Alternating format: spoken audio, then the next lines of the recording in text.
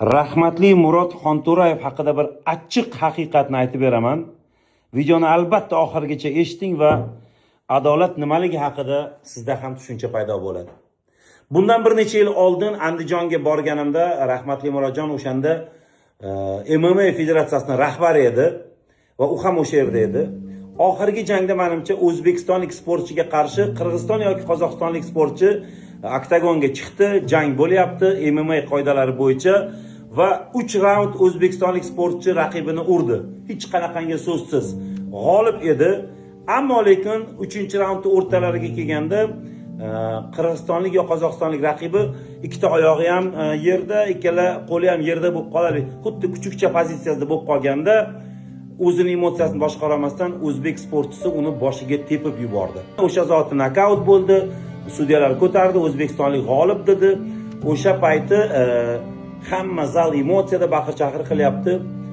Kletkaga o'sha oktagonga Murod Xonto'rayev chiqib keldi. Sizlar nima qilyapsizlar dedi. Qani adolat, qani haqiqat? Bu MMA jangi va qoida, qonun hammaga bir dedi-da, raqibni oyog'i bilan kallasiga tepganligi uchun u chetlatildi va g'alaba o'sha qirg'iz yo qozoq raqibiga berildi.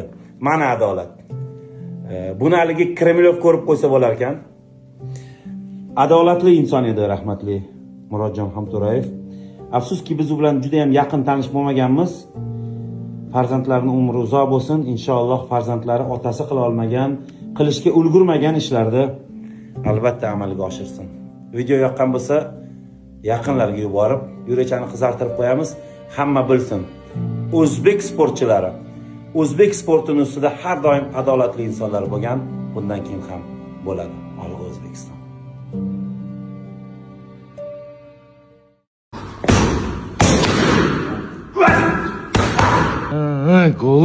Gold, Alpin Gold.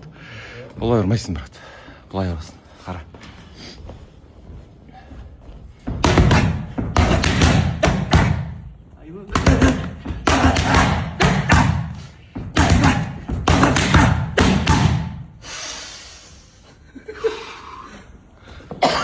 Тырысып аласың бүйтіп. Босаса, боса кішкене. Тырысқан күйі тырысып қаласың бүйтіп. Құлайсың артқа қарай.